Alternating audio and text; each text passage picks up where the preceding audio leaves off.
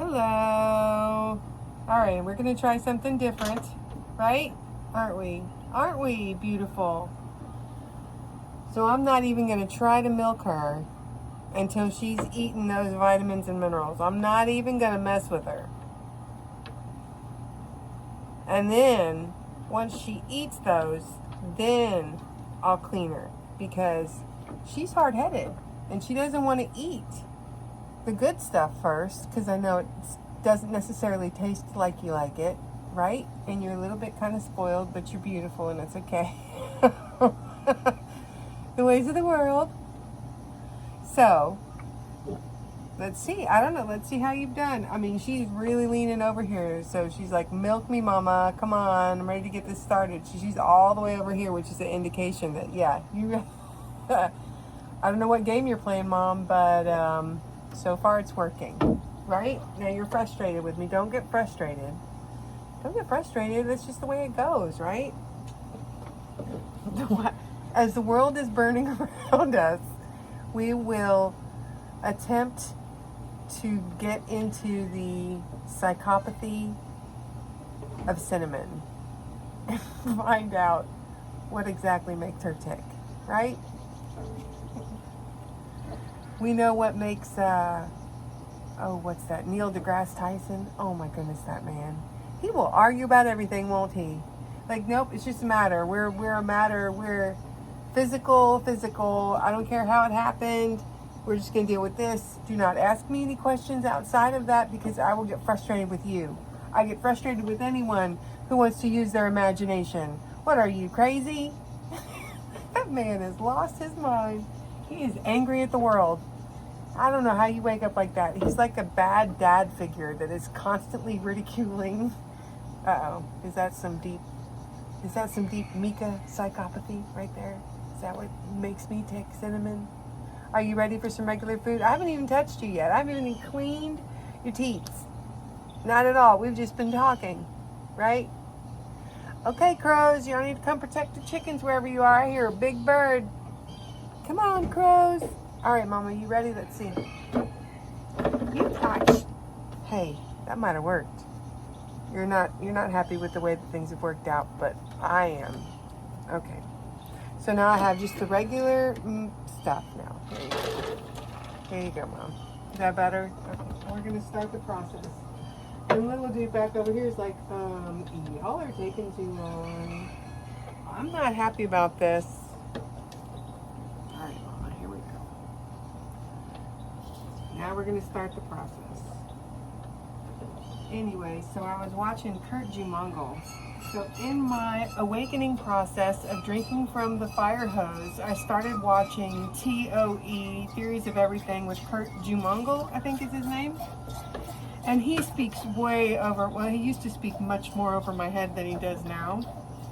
I don't know if that's necessarily him coming down to a level to appease the forces that keep people at bay, or if it's just me being able to have a little bit of a higher understanding of how he's speaking with all of these other eggheads. I probably shouldn't call him that, but you know, I'm an 80s kid, so that's kind of how it works. So anyway, he had Neil deGrasse Tyson on, and oh my goodness, it was frustrating, yet informative. It was,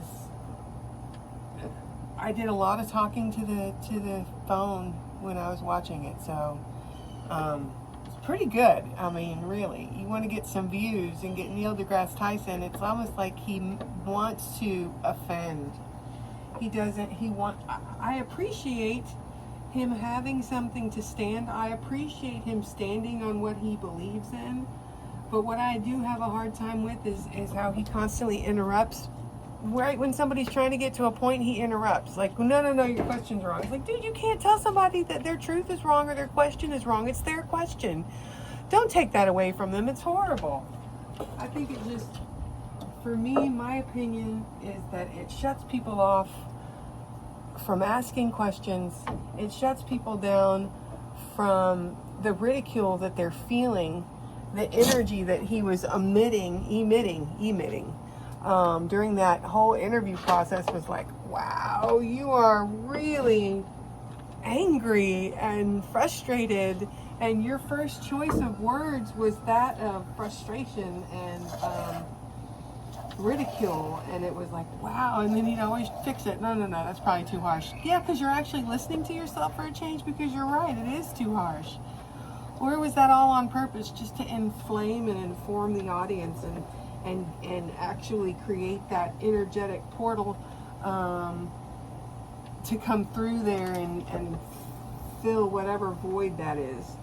I mean, I used to think that guy was really smart and like he knew what he was talking about, and like if you wanted to know about science, you talk to this guy. But it's coming at it from a different perspective. I realize he's very closed off from other people's thought processes. He's very on his own whatever, and not willing to like join the group in regular conversation because he refuses to listen. And there's a lot of really smart people out there, and to narrow it down to say it's really philosophy, he doesn't want to, he thinks it's a waste of time to discuss philosophy. What? Like what?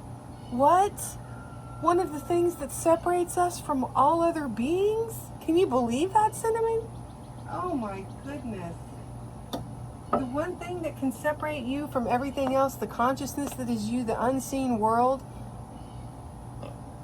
99.96% of the world is unseen to us, and he's like, nope, I only want to talk about matter. This is the only thing that matters. Matter matters. Matter is all. Matter. It's like, whoa, man. For somebody who I thought was so smart, and then to say all this stuff about science, but then obviously preach all of the other science that's a part of the control system, I was like, wow, this guy's got me. I don't understand. And constantly interrupting. I was like, wow, he must be trying to be argumentative. That must be part of his shtick. I said it wrong. I said it like a white girl. A shtick. Is that a Jewish? I don't know. Hebrew? I don't know. Anyway, so there's my thoughts of what's been going on in my head. And I watched part of it last night, and then I watched the rest of the interview today, and it was just amazing. But this is what scientists, this is what physicists, they're trying to put quantum, they're trying to put something. So what his argument is, you're trying to explain something you don't understand with something else you don't quite understand, and it doesn't make any sense. It's like, yeah, but if you don't understand how something got here, why it's like how it was created and brought here for you to manipulate, and you don't even care to try to find out, what am I missing? Am I missing something? For someone who likes numbers and science and theory and all of this, where are you coming up with the numbers? A scientific method is literally creating an equation using something you don't quite understand. Don't you understand? Yes? Do you want some more of this? Here you go, Mama. There is an unknown in every beginning of every scientific theory. They all came from theories, and they all came with unknowns. So you are using an unknown to explore an unknown in the very basic scientific method. I'm like, whoa, that's how they tried to discover and create a calculation for gravity, because you had to make an unknown, and create a known out of an unknown in order to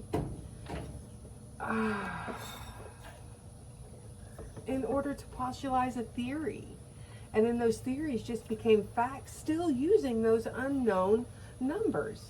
There still was no proof of the unknown part of the equation. They just kept it in there and then made it into truth. And then this guy wants to talk about, he doesn't want to use the word believe. I believe. But I swear if I go back to listen to that conversation, he used it lots of times. I don't even know if the man listens to himself. I know, I'm probably giving way too much energy to this weird man, to this man who's got these walls up, who refuses to listen to people. I mean, it must be one hell of a conversation when you're in an emotional conversation with this guy. Like, to have no No, if you can't show me your feelings and hand them to me on a plate, I don't believe they exist. Like, would that be the conversation? I'm just assuming. But what do you think, Cinnamon? Do you think the conversation with this guy would be, I don't believe your feelings until you can show me them on a plate and hand me your emotions on a platter, and then I'll believe you. I can't see your pain, only but in your face, so I don't believe you. That's your truth, not mine. I need you to prove to me that your pain exists. My pain exists, but yours I'm not so sure about. It's like, oh my God, there are so many things that you could go back and forth with this guy with how he thinks. Then how do you give numbers to feelings? How do you think of it? Well, then I don't need those. That's horrible. How do you achieve gratification? If you can't give a number to your feelings, the meaning that they don't exist and I can't quantify them, then how do you experience joy? Right, Cinnamon? How do you have joy? I think we're done here. You did wonderfully. You must enjoy the conversation. Thanks, Cinnamon. I enjoyed our conversation as well. I forgot to give you these extra. All right, I'll give them to you later though, okay? I'm gonna save them. Our little dude over here is done with his food. I'm gonna let you talk while I come over here. You talk to them. You talk to them. I gotta give some of this to a little bit over here. Here. Here you go. All right, you talk to them. I'm gonna come over here.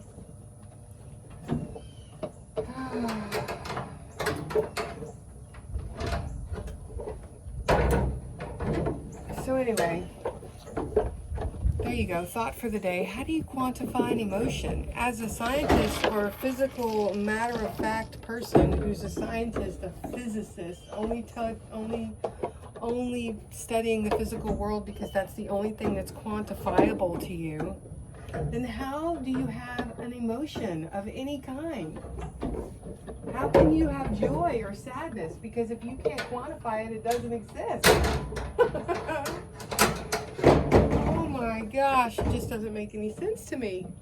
How do you quantify an emotion, Mr. That's so funny. I wanted to call him Ted Theodore Logan. Hey, look at that. Bill and Ted's Excellent Adventure coming back to haunt me. I guess maybe I should watch that movie again. Anyway, quantifying an emotion is our thought for the day, our ending thoughts, what we feel. I'm going to trim their hooves.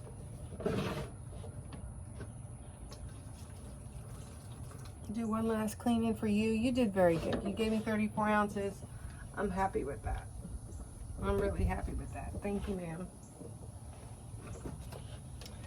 And I hope everyone has a wonderful Friday. Happy Friday. Go out and sunbathe on a Friday. Take off the rays. Do a little sun gaze. Happy Fridays. No, you didn't like that one. That's okay. It's all right.